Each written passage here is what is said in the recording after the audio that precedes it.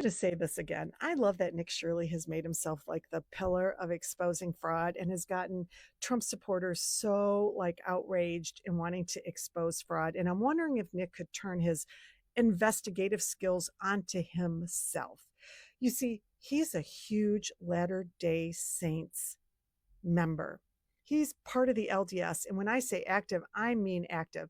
And let's put aside that he's worshiping in a religion that was founded by one of the biggest PDF files on the planet. Sorry, guys, I have to use TikTok friendly terms. But Joseph Smith, the PDF file founder, was also one of the biggest fraudsters. He was charged with fraud in New York in 1826.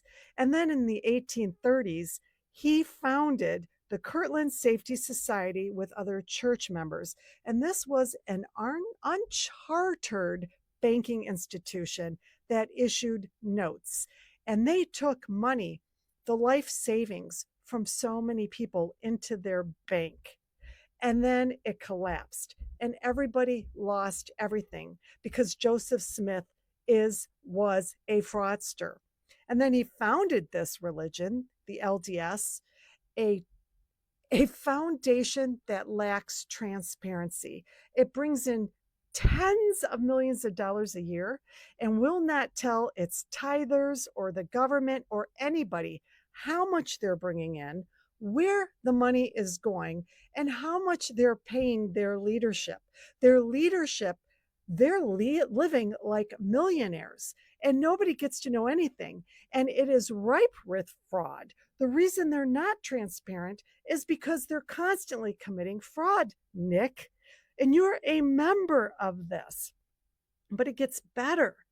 The whole LDS set up the Ensign Peak Advisors, a very large investment portfolio, reported to be around tens of billions of dollars.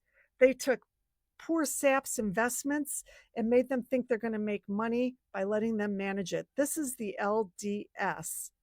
And everything fell apart because it was a big fraud scheme.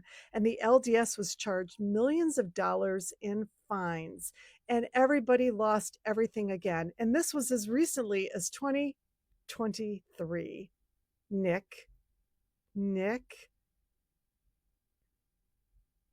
not to mention a whole bunch of LDS leaders were they were found guilty of committing fraud at a local level. Nick, this story, this investigative piece is just waiting for you. You think you got a shit ton of views exposing pigmented people, 30 of them, of committing fraud in Minnesota. Oh my God, this can make you famous, Nick. Your own religion.